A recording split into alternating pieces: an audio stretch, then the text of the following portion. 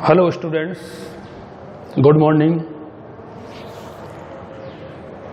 आपका आज की इस वीडियो में स्वागत है। कल या इससे पहले की जो वीडियो मैंने बनाई थी 12th क्लास का जो टॉपिक चल रहा है मानव में जनन,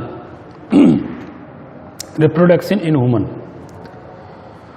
उस टॉपिक से रिलेटेड पिछली वीडियो में मैं आपको एम्ब्रियो डेवलपमेंट, एम्ब्रियोजेनेसिस का टॉपिक पढ़ा रहा था। किस प्रकार निषेचन होता है और निषेचन के बाद भ्रूणीय अवस्थाओं, भ्रूणीय जनन या भ्रूणीय परिवर्धन की विभिन्न अवस्थाओं से गुजरता हुआ जो प्राक भ्रूण है, प्रो एम्ब्रियो है, प्रारंभिक भ्रूण है, वो मादा के गर्भाशय में आ जाता है और वहाँ रोपण हो जाता है। ये सारी बातें मैं आपको पिछली वीडियो में बता चुका था। मैंने आपको बताया था, ध्यान दें कि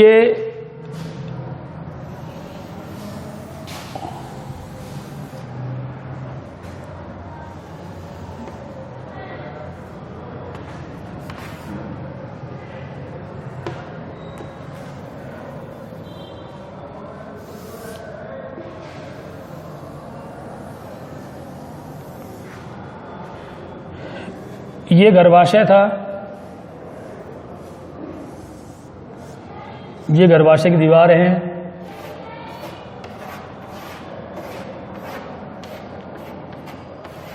ये गर्भाशय के प्रवर्ध हैं और ये अंडवाहिनी है।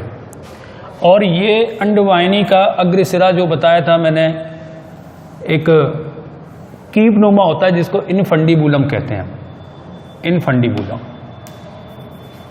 इसके किनारे पर फिम्बरी पाई जाती हैं, सूक्ष्म प्रवर्ध पाए जाते हैं और इन्हीं फिम्बरियों की सहायता से अंडाशय से विमुक्त होने वाला अंडाणु जो है वो इस अंडवाहिनी में आ जाता है। ये अंडाणु है। इस अंडाणु के ऊपर ये एक परत पाई जाती है जिसे हम जोना पेल्यूसिडा कहते हैं। ये इसका केंद्रक है। इसी जगह पर इसका निषेचन हो जाता है। इससे बहुत सारे शुक्राणु आपस में अटैच हो जाते हैं। ये मैंने बताया था। निषेचन हो जाने के पश्चात, निषेचन हो जाने के बाद ये अंडा निषेचित अंडाणु में जायगोट में परिवर्तित हो जाता है और उस जायगोट से, एक कोशिक जायगोट से समसूत्री विभाजनों के द्वारा पहले तो मोरूला अवस्था बनती है, फिर ब्लास्टोसिस्ट अवस्था बनती है। यहाँ तक मैं आपको बता चुका था। यहाँ से विभाजन शुरू होते हुए जो एक 8 या 16 कोशिका वाली रचना बनती है जिसको मोरूला कहा जाता है। ये 8 या 16 कोशिका वाली एक अवस्था बन जाती है जिसे मोरूला कहते हैं। ठीक, अंडे का साइज और मोरूला का साइज, अनिषेचित अंडे का साइज, निषेचित अंडे का साइज और इससे बनने वाले मोरूला का साइज सेम होता है। फर्क यह है कि निषेचित अंडा एक कोशिका है जबकि मोरूला 8 या 16 कोशिका वाली अवस्था होती है। लगातार समसूत्री विभाजनों 1 से 2, 2 से 4, 4 से 8, 8 से 16 तक एक ठोस बहुकोशिक रचना हो जाती है जिसको मोरूला कहते हैं। और जायगोट से मोरूला बनने की ये जो समसूत्री विभाजनों की प्रक्रिया है, इसको मैंने बताया था विदलन या क्लीवेज। ये पूरी प्रक्रिया अंडवाहिनी, ओविडक्ट, फैलोपियन ट्यूब में संपन्न होती है। इस दौरान ये जोना पेल्यूसिडा जो आवरण है अंडे के ऊपर होता है वो बना रहता है। इस जोना पेल्यूसिडा आवरण की वजह से ये जो प्रो एम्ब्रियो है, प्राक भ्रूण है, वह अंडवाहिनी में रोपित नहीं होता है, अटैचमेंट नहीं होता है। ठीक, क्योंकि गर्भ का रोपण जो होगा वो गर्भाशय में होगा। कहाँ पर होगा? गर्भाशय में। ये गर्भाशय का मैंने आधा चित्र बनाया है, वन साइड की बनाई है।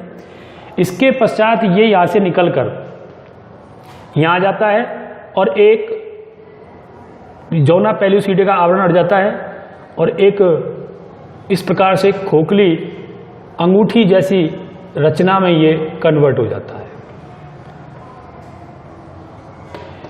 ये एक खोखली अंगूठी जैसी रचना हो जाती है जिसको मैंने नाम दिया था, बताया था ब्लास्टोसिस्ट। ये ब्लास्टोसिस्ट है, ठीक है। ये खोखली होती है जिसके अंदर ब्लास्टोसिल कैविटी होती है।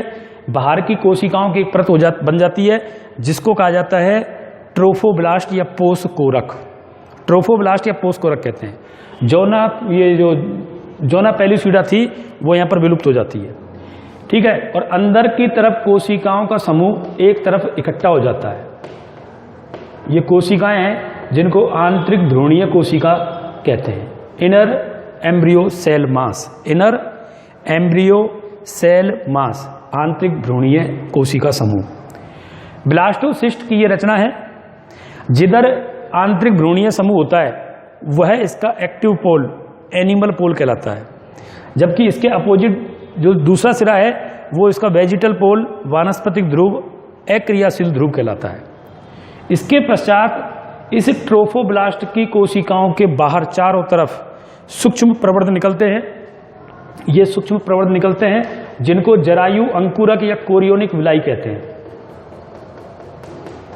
ये सूक्ष्म प्रवर्ध निकल आते हैं चारों तरफ, ये जरायु अंकुरक कहलाएंगे।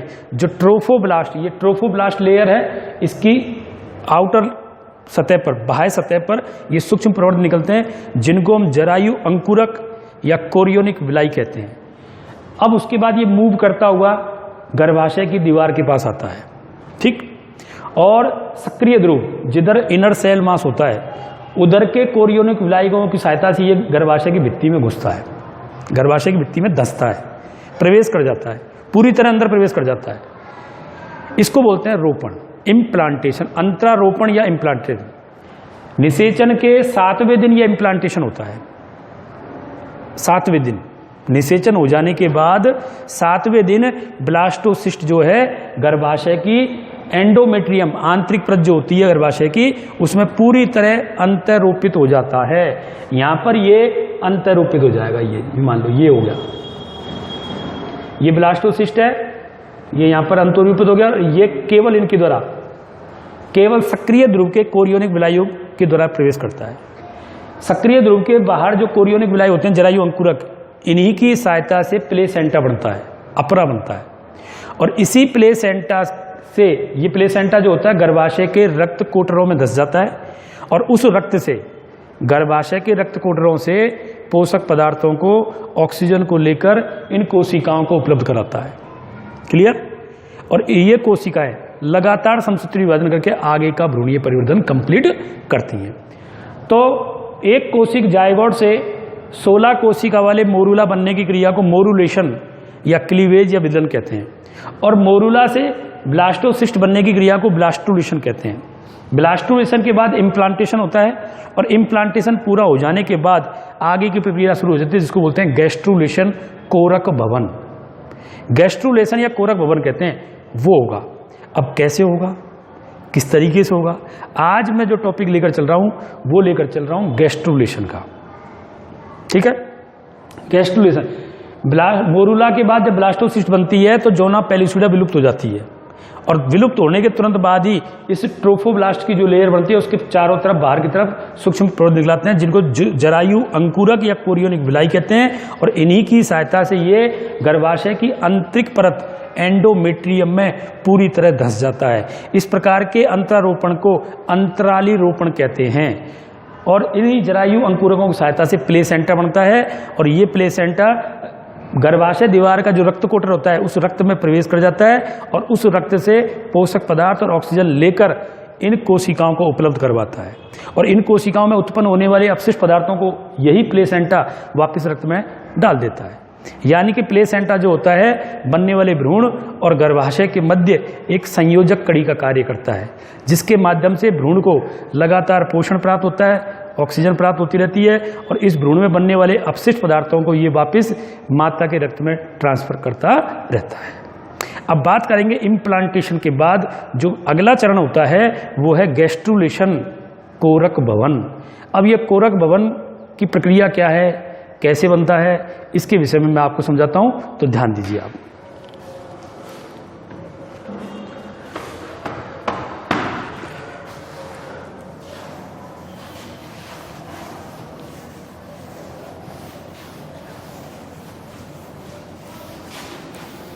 ध्यान दें, ये ब्लास्टोसिस्ट है। ब्लास्टोसिस्ट में सबसे बाहर की परत की कोशिकाएं चपटी स्केली हो जाती हैं, सल्क जैसी हो जाती है। ये परत ट्रोफोब्लास्ट या पोष कोरक कहलाती है।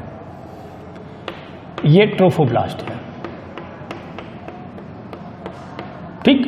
और ये आंतरिक कोशिका समूह है, आंतरिक भ्रूणीय कोशिका समूह। ये आंतरिक भ्रूणीय कोशिका समूह है, ठीक। ये है ब्लास्टोसिस्ट, ठीक है। ये आपके ब्लास्टोसिस्ट है, ब्लास्टोसिस्ट, ठीक। ये आपका आंतरिक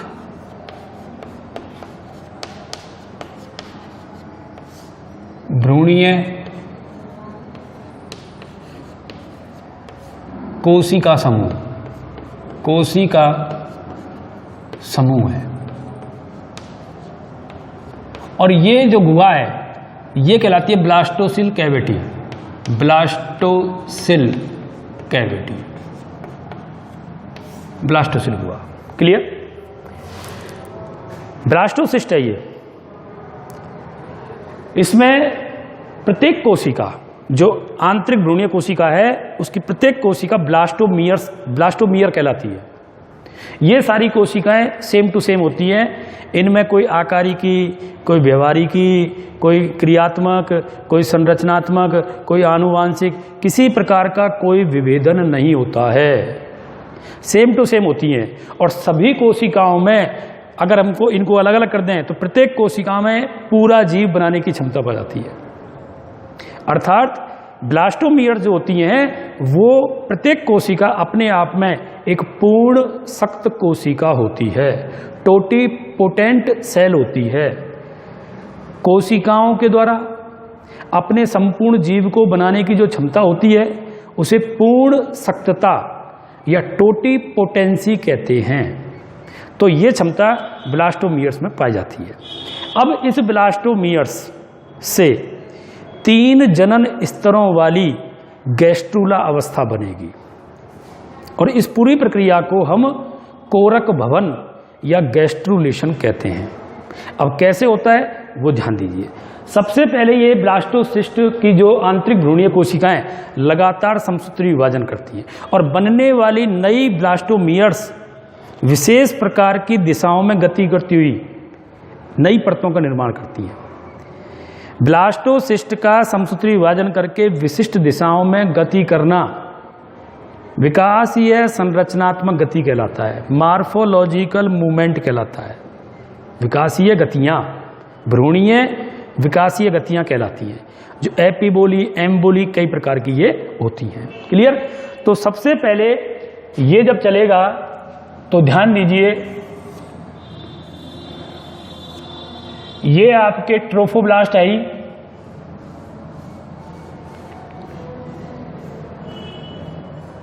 ठीक, और ये आंतरिक भ्रूणीय कोशिका समूह है। सबसे पहले ये कोशिकाएं विभाजन करती हैं और इस प्रकार से ब्लास्टोसिल गुहा के अंदर ये मूव करती हैं।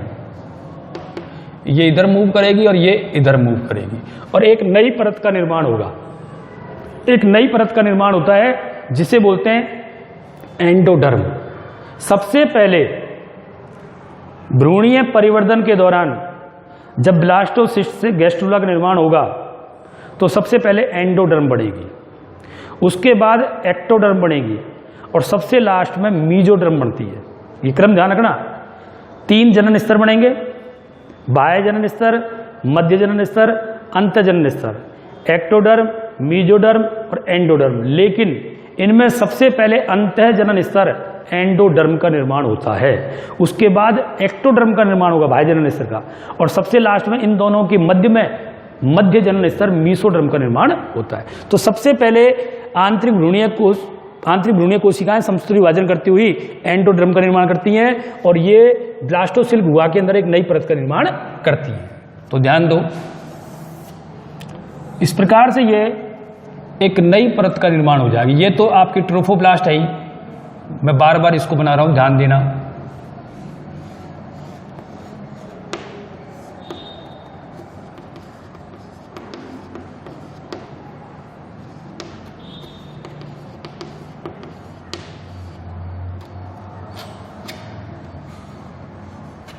इस समय ये पूरी एक परत बन जाती है और इसके द्वारा एक नई गुहा बन जाती है जिसको पीतक कोष कहते हैं।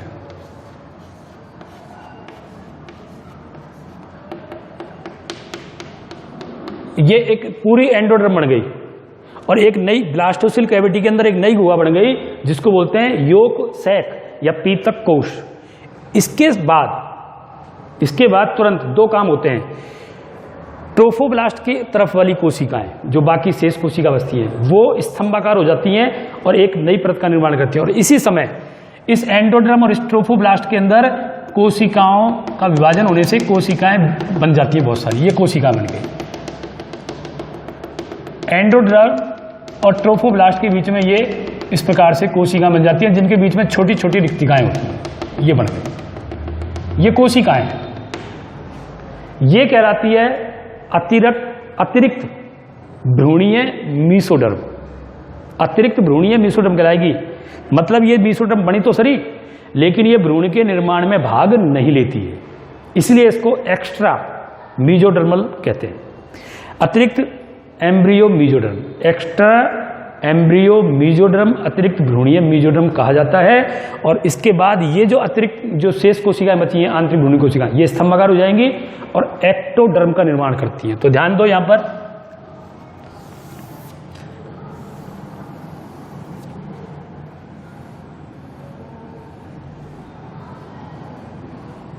ये ट्रोफोब्लास्ट की कोशिकाएं बहुत ज्यादा सल्की हो जाती हैं, चपटी हो जाती हैं, ठीक। और ये जो बाकी कोशिकाएं वो स्तंभाकार हो जाएंगी इस प्रकार से। और ये परत जो बनेगी स्तंभाकार कोशिकाओं की, ये परत कहलाएगी आपके एक्टोडर्म। क्या कहलाएगी? एक्टोडर्म। और ये जो एंडोडर्म की कोशिकाएं अब धीरे धीरे ये चपटी होने लगती है, ये धीरे धीरे चपटी होने लगती है।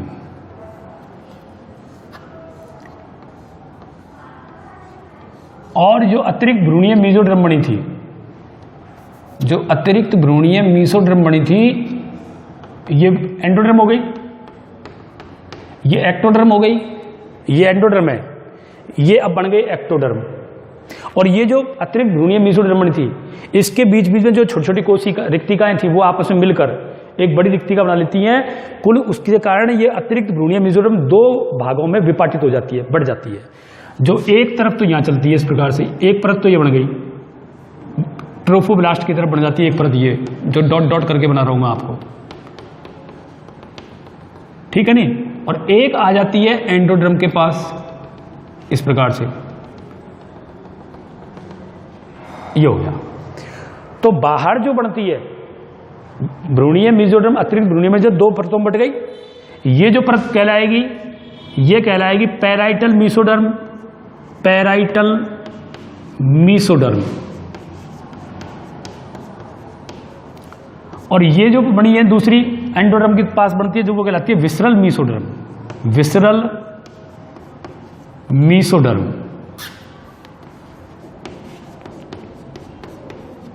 ठीक है, एक्टोडर्म बन गया, एंडोडर्म बन गया और अतिरिक्त भ्रूणीय मीसोडर्म दो भागों में विभाजित हो गई। अब इसके बाद क्या होता है? इसके बाद जो है ये जो ट्रोफोब्लास्ट है ऊपर की और जो एक्टोडर्म है, इन दोनों के बीच में भी विपाटन होता है और इन दोनों के बीच में विपाटन होने से एक नई गुहा बढ़ जाती है। ठीक, तो ध्यान दो, यहां पर मैं बता रहा हूं आपको, देखिए ये तो आपकी ट्रोफोब्लास्ट है, ये तो ट्रोफोब्लास्ट बन गई।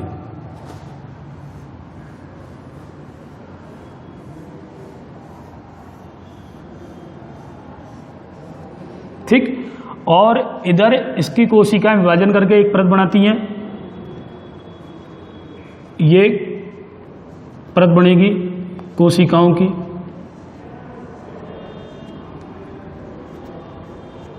ये परत बनी। उसके बाद ये आ गए स्तंभाकार कोशिकाएं,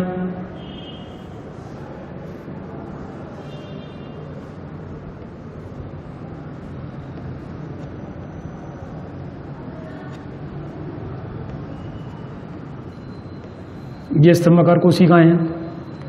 और ये जो अतिरिक्त कोशिका परत बनी है वो एक पूरी गुहा को बना लेती है इस प्रकार से, ध्यान दो। ये ट्रोफोब्लास्ट हो गई, ट्रोफोब्लास्ट और एक्टोडर्म के बीच में गुहा बन गई। इस गुहा को बोलते हैं उल्ब गुहा, एमनियोटिक कैविटी, जर्मिनल डिस्क। इसी गुहा के अंदर भ्रूण का निर्माण होगा, इसी गुहा के अंदर शिशु का निर्माण होगा।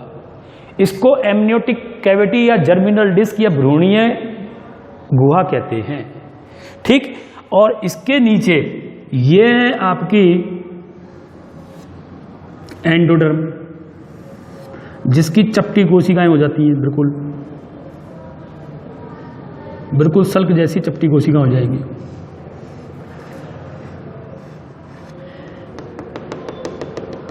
और ये जो अतिरिक्त भ्रूणीय मेसोडर्म का जो विपाटन हुआ था वो यहां तक पहुंच जाता है। ये ट्रोफोब्लास्ट की तरफ हुई और ये ऊपर से फिर नीचे उतरती हुई आती है।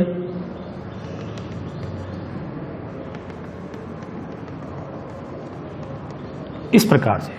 तो देखिए अब इसमें 3 गुहा दिखाई दे रही हैं। एक तो आपके पीतक कोष, अवशेषी ब्लास्टोसिल और उल्ब गुहा एमनियोटिक कैविटी। इस समय आपकी एंडोडर्म बन गई, एक्टोडर्म बन गई और एमनियोटिक परत बन गई। ये एमनियन कोशिकाओं की परत है जो एमनियन गुहा को घेरी रहती है। इसको बोलते हैं एमनियोटिक गुहा, एमनियोनिक परत, ठीक है, एमनियोटिक परत। अब इसकी वजह से यहां पर देखिए ट्रोफोब्लास्ट और पैराइटल मेसोडर्म 2 परतें हैं, या एंडोडर्म और विसरल मेसोडर्म 2 परतें हैं, ठीक है नहीं। इसी प्रकार यहां पर एक परत और बनती है जिसको कहें हम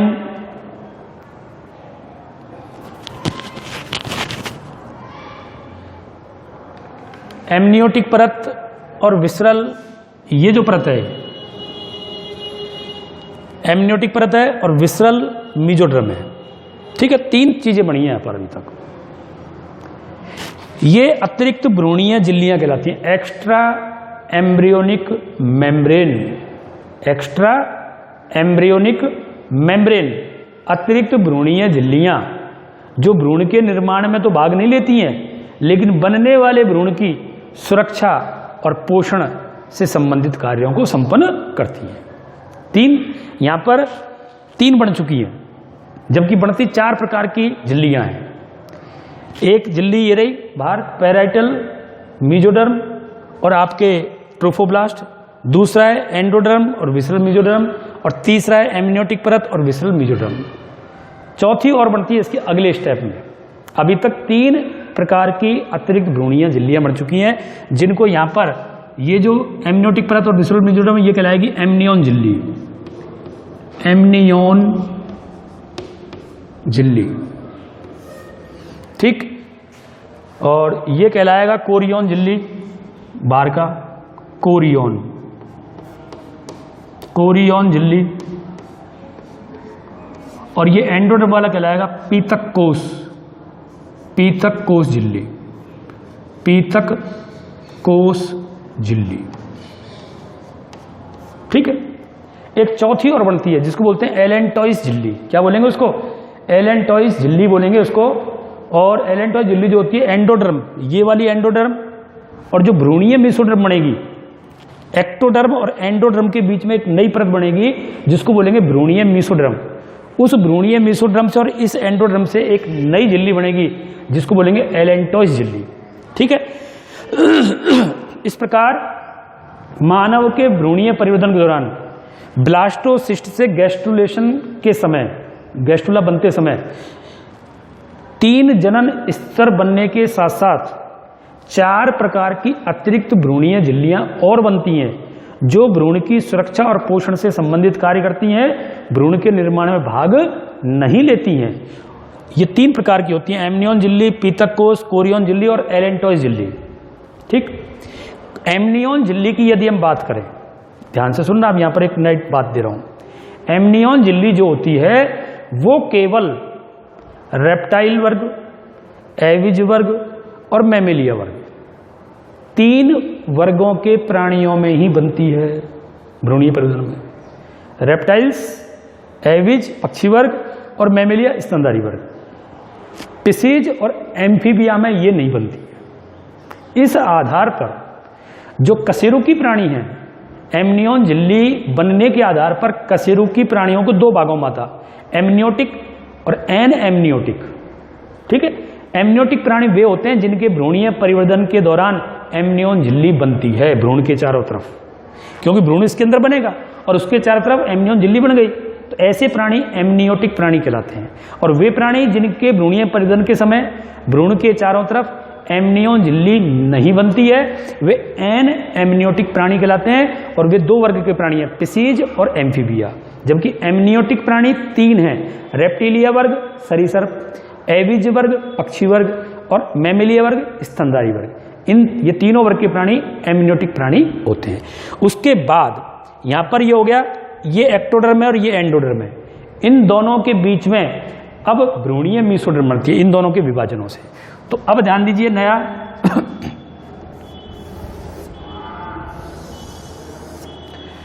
ये ट्रोफोब्लास्ट हो गया,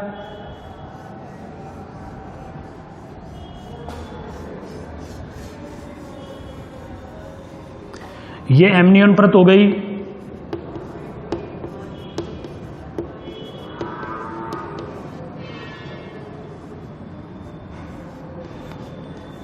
ये एमनियोन परत हो गई, ये आपके एक्टोडर्म हो गया,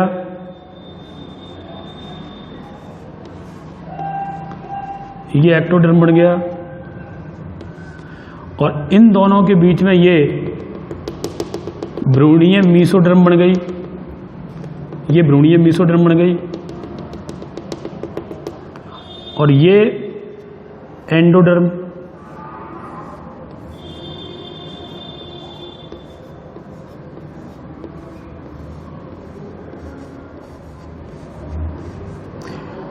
ये पैराइटल मीसोडर्म,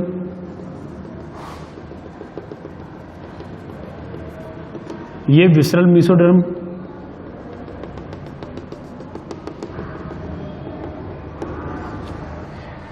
इस प्रकार जो भ्रूण बनता है, जो अवस्था बनती है, इसमें 3 जनन स्तर बन जाते हैं। कौन कौन से 3 जनन स्तर बन जाते हैं, ध्यान दो। एक्टोडर्म बाह्य जनन स्तर, मीसोडर्म मध्य जनन स्तर, और ये एंडोडर्म अंतः जनन स्तर। इस 3 जनन स्तर वाली अवस्था को गैस्ट्रूला अवस्था कहा जाता है, कोरक अवस्था कहा जाता है, जिसमें ब्लास्टोसिल कैविटी अवशेषी रह जाती है, पीतक कोष और उल्ब गुहा एमनियोटिक कैविटी। इसी उल्ब गुहा में भ्रूण का निर्माण होता है। ठीक, उल्ब गुहा बन गई, एक्टोडर्म बन गई, एक्टोडर्म और एंडोडर्म के बीच में मीसोडर्म बन गई। उसके पश्चात विभाजन होते रहते हैं, और इन विभाजनों के कारण जो है, जो गैस्ट्रुलेशन अवस्था होती है, इस विभाजन के दौरान, गैस्ट्रुला अवस्था के दौरान 2 चीज बनती हैं। एक बनती है प्री कॉर्डल प्लेट और एक बनता है आपके आदि रेखा। प्री कॉर्डल प्लेट और आदि रेखा जब बन जाती हैं, उसके पश्चात ये निर्धारित हो जाता है कि इस भ्रूण का अग्रभाग, पश्चभाग, दायां भाग, बायां भाग और केंद्रीय अक्ष, इन सब का निर्धारण हो जाता है। ठीक है, इतना होने के बाद जो 3 अवस्था बनी है, उसके बाद तीनों जनन स्तरों की कोशिकाओं से अंग जनन बनने की क्रिया शुरू होती है, और तीनों जनस्तरों से अंग बनेंगे तो उन अंगों के उभार, प्रीकॉर्डियल उभार, छोटे छोटे उभार बनना शुरू हो जाएंगे। जैसे किसी से आंख बनेगी, किसी से नाक बनेगी, किसी से हृदय बनेगा, किसी से कंकाल तंत्र बनेगा, किसी से पूंछ बनेगी, ये सारी चीज़ें बनना, हाथ बनेगा, पैर बनेगा, ये बनना शुरू हो जाता है। और लगभग 1 महीने के भ्रूण में, जो 1 महीने का भ्रूण है, उसमें सभी अंगों के छोटे छोटे प्रीकॉर्डियल उभार बन जाते हैं। तो गैस्ट्रुलेशन के पश्चात अंग जनन, ऑर्गेनोजेनेसिस शुरू होता है। और उस ऑर्गेनोजेनेसिस के कारण पहले महीने के भ्रूण में, 1 महीने के भ्रूण में सभी अंगों के छोटे छोटे उभार बन जाते हैं, जिन्हें प्रीकॉर्डियल उभार कहते हैं। उसके पश्चात गर्भ अवधि के दौरान उनका आगे का परिवर्तन चलता रहता है और अंगों का निर्माण होता है। अब मैं अगली वीडियो में मैं आपको ये बताऊंगा किस जनन स्तर से कौन कौन से अंगों का निर्माण होता है, पहली बात। दूसरा, टाइमिंग के अकॉर्डिंग जो गर्भ अवधि है, वो गर्भ अवधि को अध्ययन की सुविधा के लिए कितने भागों में बांटा गया है और उस प्रत्येक भाग में क्या क्या भ्रूणीय परिवर्तन होता है, किस किस अंग का निर्माण हो जाता है। सबसे पहले कौन सा अंग बनता है, हृदय कब बनेगा, हृदय कब धड़केगा, ये सारी बातें इसके अंतर्गत हम अगली वीडियो में मैं आपको बताऊंगा। Thank you. आप इस टॉपिक को अच्छी तरह समझें, मैंने बड़े ढंग से समझाया है। आप इसको रोककर इन चित्रों को आप ढंग से अपनी कॉपी के अंदर बना सकते हैं। थैंक यू, धन्यवाद।